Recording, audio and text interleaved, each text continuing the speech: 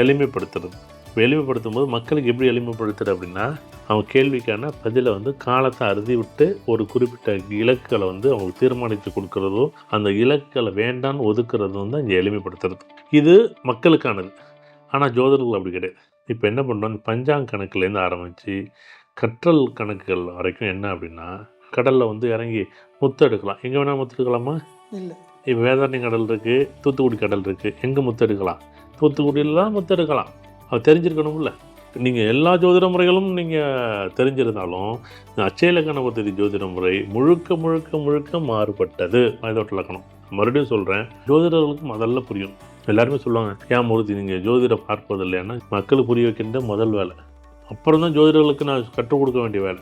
முதல் விஷயம், நான் ஜாதகமும் பார்க்குறேன், ஜாதகமும் சொல்லிக் கொடுக்குறேன். ஏன்னா இந்த கணித முறைகள் எளிமையாக்குனது நான் தானே. ஏன்னா மக்களுக்கு எப்படி புரிய வைக்கணும்னு எனக்கு தெரியும். இல்லை அதே வந்து கற்றல் நிகழ்வு வரும்போது எப்படி ஒரு ஜோதிடருக்கு புரிய வைக்கணும். ஜோதிடருக்கு முதல் முறையாக கற்றுக்கொள்ள வேண்டிய பாடமே ஜோதிடத்தில் ஏஎல்பி ஜோதிடம் தான்.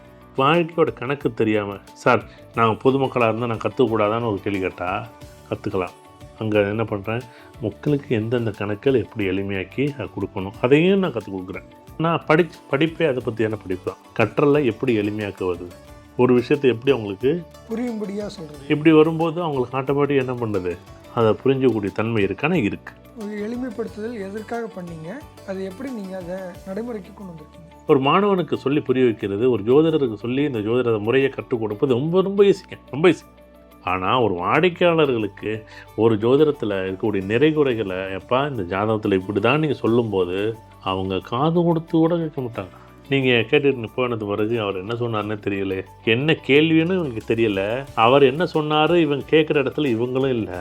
இவங்க சொந்த கதையோ சோகதையோ நல்லதையோ கெட்டதையோ சில பேர் பேசவே விட மாட்டாங்க. இவங்களே போவாங்க, இவங்களே பேசிக்கிட்டு அந்த ஜோசிட்ட போனேன் அவர் ஒன்றும் சொல்லலாம், அந்த ஜோசிட்ட போனேன்னு சொன்னார், இப்படியெல்லாம் கிடையவே கிடையாது. இப்போ யார் மேலே சரி தவறுன்னு நான் சொல்ல வரல, இது என் மேலே சரி உங்கள் மேலே தவறுன்னு நான் சொல்ல வரல. கற்றலில் எப்பயுமே ஒரு விஷயத்தை தெரிஞ்சுக்கணும் அப்படின்னா முதல்ல கேட்கணும். ஆனால் இந்த கேட்குற பழக்கம் இருக்கான்னு கேட்டால் கிடையாது. இப்போ தான் நான் என்ன பண்ணுறேன், இந்த எளிமைப்படுத்தும் போது நீ ஃபஸ்ட்டு கேளு. கற்றலுக்கு வேறு, ஜாதகம் பார்ப்பதுக்கு வேறு. இது ரெண்டுக்கும் தனித்தனியாக பேசணும். ஏன்னா நம்ம ரெண்டு இடத்துலேருந்து பேச முடியாது. ஒன்று ஒரு வகுப்பறையில் ஒரு மாணவனுக்கு எப்படி நம்ம சொல்லிக் கொடுக்குறோம் வேறு, அதே வந்து ஒரு வாடிக்கையாளர்களுக்கு